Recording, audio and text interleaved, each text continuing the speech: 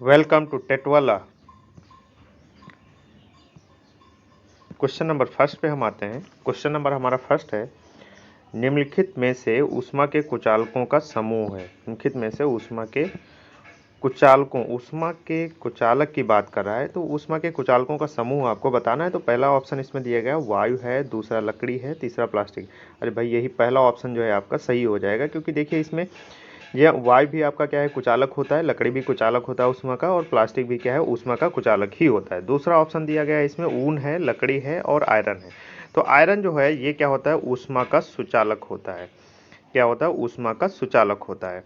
उसके बाद third option आता है जल है, कॉपर है और लकड़ी। तो इसमें कॉपर भी आपका क्या है, ऊष्मा का सुचालक ही होता है, ऊष्मा का सुचालक होता है। और चौथा आपका ऑप्शन है वायु है, एल्युमिनियम है और ऊन है। तो इसमें चौथे ऑप्शन में भी क्या है कि एल्युमिनियम जो है वो सुचालक होता है, ऊष्मा और विद्युत दोनों का ही सुचालक होता है। तो इसमें आपका ऑप्शन जो है पहला ही सही हो जाएगा, वायु, लकड़ी और प्लास्टिक। उसके बाद आते हैं हम क्वेश्चन नंबर सेकेंड पे। क्वेश्चन नंबर हमारा सेकेंड है, निम्नलिखित में से कौन सा चुंबकीय क्षेत्र का मात्रक नहीं है। तो पहला इसमें ऑप्शन दिया गया है वेबर पर मीटर स्क्वायर, दूसरा गॉस है, तीसरा वेबर है और चौथा आपका दिया गया है टेस्ला है। तो इसमें आपका ऑप्शन जो है वो सही हो जाएगा, वेबर सही हो जाएगा। ये जो है चुंबकीय क्षेत्र का मात्रक नहीं होता है। उसके बाद हम आते हैं क्वेश्चन नंबर थर्ड पे। तो क्वेश्चन नंबर हमारा थर्ड है, कोई व्यक्ति ग्वाइटर नामक व्याधि से ग्रस्त है। इस व्यक्ति की निम्नलिखित में से कौन सी ग्रंथ ठीक तरह से कार्य नहीं कर रही है। तो इसमें आपका ऑप्शन जो है वो सही हो जाएगा, थायराइड। यानी कि थायराइड जब ठीक तरह से काम नहीं करती है, तो जिसकी वजह से क्या हो जाता है, ग्वाइटर नामक बीमारी हो जाती है। और ग्वाइटर असल में होता क्या है, जिसको हम शुद्ध भाषा में घेंघा बोलते हैं, घेंघा घेंघा जिसको हम बोलते हैं। और घेंघा ये जो ग्वाइटर होता है ये किसकी कमी से होता है, आयोडीन की कमी से हो जाता है। तो इसमें होता क्या है कि जब हमारे शरीर में, हमारी बॉडी में आयोडीन की कमी हो जाती है, तो ये जो थायराइड ग्लैंड होती है, जो एच के आकार के नुमा से होती है, तो ये क्या करती है, आयोडीन की कमी को पूरा करने के लिए ये क्या करती है, अपनी सेलों की संख्या को बढ़ा देती है। नंबर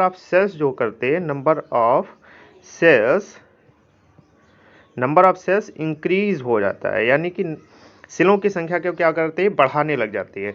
तो जब सेलों की संख्या को बढ़ाती है, तो ये जो है आयोडीन की कमी को पूरा करने की कोशिश करती है, जिसकी वजह से ये जो ग्लैंड होती है काफ़ी बड़ी हो जाती है, जिसको हम क्या बोलते हैं, घेंघा, या फिर उसको हम क्या बोलते हैं, ग्वाइटर बोलते हैं। ठीक है, तो इसमें आपका ऑप्शन कौन सा सही हो जाएगा, डी आपका ऑप्शन सही हो जाएगा। उसके बाद हम आते हैं क्वेश्चन नंबर 4 पे।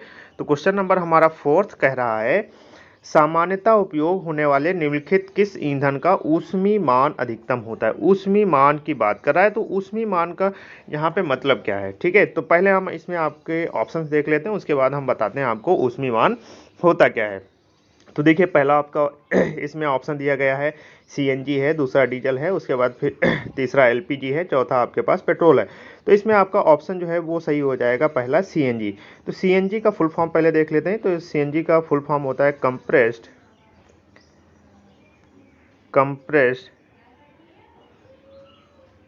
Natural gas. Compressed natural gas होता है। ठीक है, अब देखिए क्या है कि इसका जो ऊष्मी मान होता है वो होता है 55 किलो जूल पर मोल होता है। और यहीं पे जो एलपीजी होता है, ये जो आपके पास एलपीजी है, इसका जो ऊष्मी मान होता है वो होता है 50 किलो जूल पर मोल होता है। ठीक है, तो और जो बाकी डीजल और पेट्रोल जो दिया हुआ है, ये एलपीजी से भी इनका ऊष्मी मान कम होता है। ठीक है, तो यहाँ पे आपका ऑप्शन जो है वो सही हो जाएगा, ए ऊष्मी मान, यानी कि इसका कितना होता है 50। अगला क्वेश्चन है हमारा, प्रतिरोध का मात्रक क्या है। तो प्रतिरोध का मात्रक पूछ रहा है, यानी कि रेजिस्टेंस।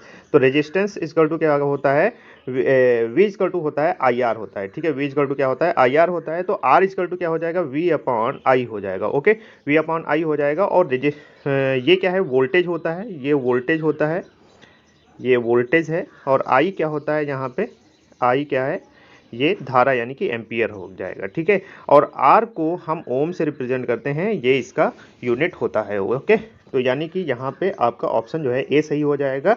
प्रतिरोध का मात्रक क्या होता है? ओम होता है। ओके, उसके बाद हम आते हैं क्वेश्चन नंबर 6 पे। क्वेश्चन नंबर हमारा 6 है। क्वेश्चन नंबर 6 कह रहा है पोर्टलैंड सीमेंट की खोज कब और किसने की थी? तो इसमें आपका ऑप्शन जो है वो ए सही हो जाएगा। जोसेफ अस्पदिन ने इसकी खोज की थी और कब की थी? 1824 में इसकी खोज की थी। पोर्टलैंड सीमेंट जो होती है, ये जो आपकी पोर्टलैंड सीमेंट है, इसको जब हम क्या करते हैं, इसको जब हम वाटर के साथ में रिएक्ट कराते हैं तो ये काफ़ी ज़्यादा हार्ड हो जाती है। ओके, हार्ड हो जाती है। अब देखिए इसमें एक चीज़ और हम बता देते हैं, ये जो पोर्टलैंड वर्ड आया ये कहाँ से आया? ये दरअसल इंग्लैंड में एक स्थान है जिसका नाम है पोर्टलैंड। पोर्टलैंड, वहाँ से ये पहली बार वहाँ से ये सीमेंट आपकी जो है प्राप्त की गई थी। इसी वजह से इसका नाम जो है हम क्या रख देते हैं? पोर्टलैंड सीमेंट नाम रख दिया गया। ओके, पोर्टलैंड सीमेंट नाम रख दिया गया इसका। अब चलिए देख लेते हैं इसके कंपोनेंट क्या होते हैं। इसके कंपोनेंट यानी कि इसके घटक क्या क्या हैं। तो इसमें देखिए घटक जो हैं, इसके घटक जो हैं, पहला इसमें कंपोनेंट हो जाएगा आपका, जैसे पहला इसमें दिया गया है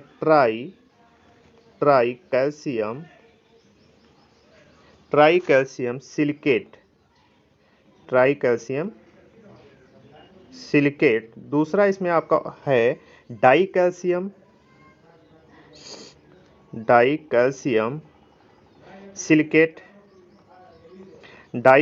सिलिकेट।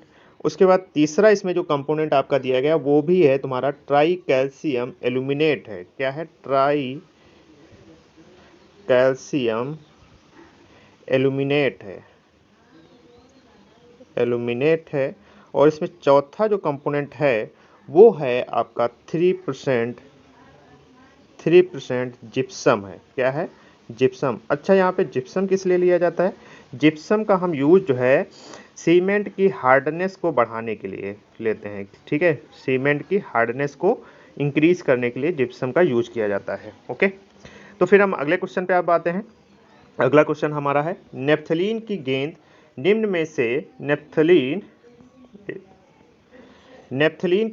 में से किस पदार्थ के आसवन से प्राप्त की जाती है?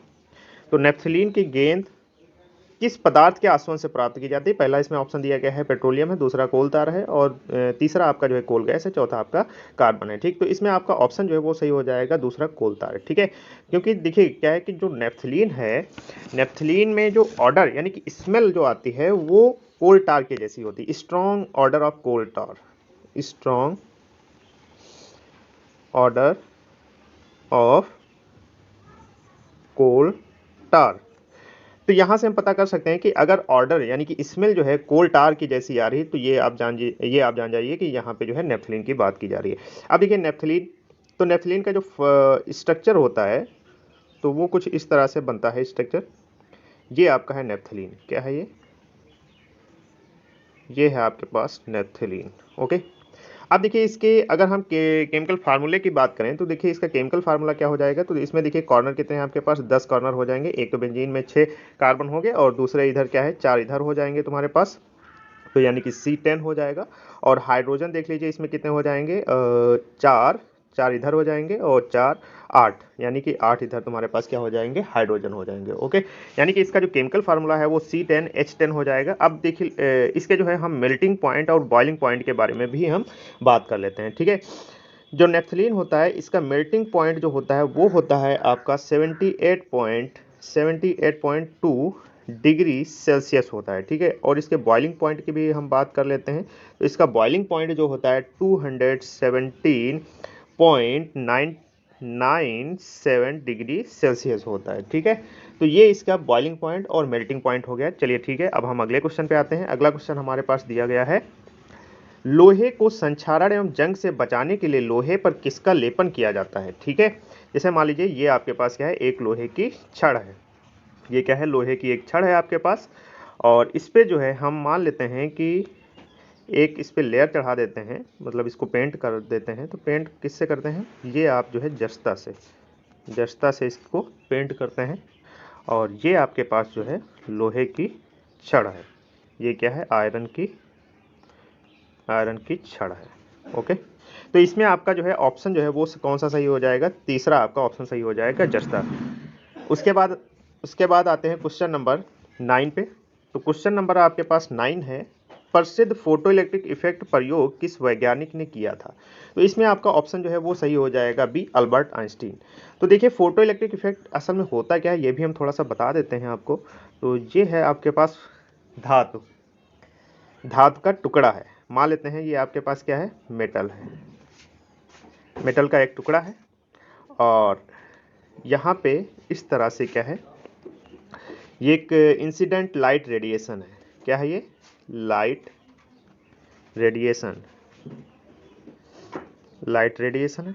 तो जब किसी धातु के टुकड़े पे इंसिडेंट लाइट रेडिएशन, इंसिडेंट का मतलब होता है मतलब जो आ रही है यानी कि गिर रही है इसके ऊपर, इंसिडेंट लाइट रेडिएशन जो इसके धातु के टुकड़े के ऊपर गिरेगी, तो क्या होता है कि है ये प्रॉपर्टी होती है धातु की कि कुछ जो है पोर्शन जो होता है वो क्या हो जाता है, रिफ्लेक्ट हो जाता है। ठीक है, कुछ जो है रिफ्लेक्ट हो जाएगा, कुछ जो है क्या हो जाएगा, रिफ्लेक्ट हो जाएगा। यहाँ से मतलब जो लाइट रेडिएशन है कुछ रिफ्लेक्ट हो जाएगी। और आपको पता है कि जो लाइट रेडिएशन होती है, जो यहाँ पे आपके पास क्या है कि जो लाइट रेडिएशन है, जो लाइट रेडिएशन है उसकी जो एनर्जी होती है वो कितनी होती है, E=टू कितनी होती है, एच न्यू होती है। ओके, E=टू एच न्यू होती है। अब देखिए ये जो एनर्जी है, एनर्जी जो है, तो धातुओं में क्या होते हैं, मेटल्स में क्या है कि इलेक्ट्रॉन्स होते हैं, तो ये क्या करते हैं, इस एनर्जी को एब्जॉर्ब कर लेते हैं। ठीक है, एब्जॉर्ब कर लेते हैं। अब एब्जॉर्ब करने के बाद ये इलेक्ट्रॉन्स जो है वो क्या हो जाते हैं, एक्साइट हो जाते हैं, एक्साइटेड स्टेट में आ जाएंगे भाई, एक्साइट हो जाएंगे यानी कि उत्तेजित अवस्था में। और उत्तेजित अवस्था में आ करके ये ऊपरी सतह में आ जाते हैं, ऊपरी धातु की ऊपरी सतह में आ जाते हैं। और जब ये ऊपरी सतह में आते हैं उसके बाद फिर क्या होता है कि ये जैसे इलेक्ट्रॉन है तो ऊपरी सतह में आने के बाद फिर क्या होता है, ये ट्रेवल करते हैं, एक जगह से दूसरी जगह पे जाते हैं। ठीक है, अब इतना काफ़ी है समझने के लिए फोटो इलेक्ट्रिक इफेक्ट क्या होता है। और ज़्यादा अगर आपको जानना है तो आप कमेंट कर दीजिएगा, तो हम इसको और काफ़ी ज़्यादा डिटेल में पढ़ा देंगे। चलिए ठीक है, अब हम आते हैं अगले क्वेश्चन पे। अगला क्वेश्चन हमारा है, जलीय तथा कीटभक्षी पौधा है, जलीय तथा कीटभक्षी पौधा है। तो देखिए इसमें जलीय और कीटभक्षी दोनों मतलब पूछ रहा है, जलीय भी होना चाहिए और कीटभक्षी पौधा भी होना चाहिए। तो पहला ऑप्शन इसमें दिया गया है यूट्रिकुलेरिया, दूसरा डायोनिया है, तीसरा ड्रोसेरा है, और चौथा आपके पास नन ऑफ दीजिए। तो इसमें आपका पहला ऑप्शन सही हो जाएगा, यूट्रिकुलेरिया जो है वो जलीय तथा कीटभक्षी पौधा होता है। ओके, थैंक यू, धन्यवाद।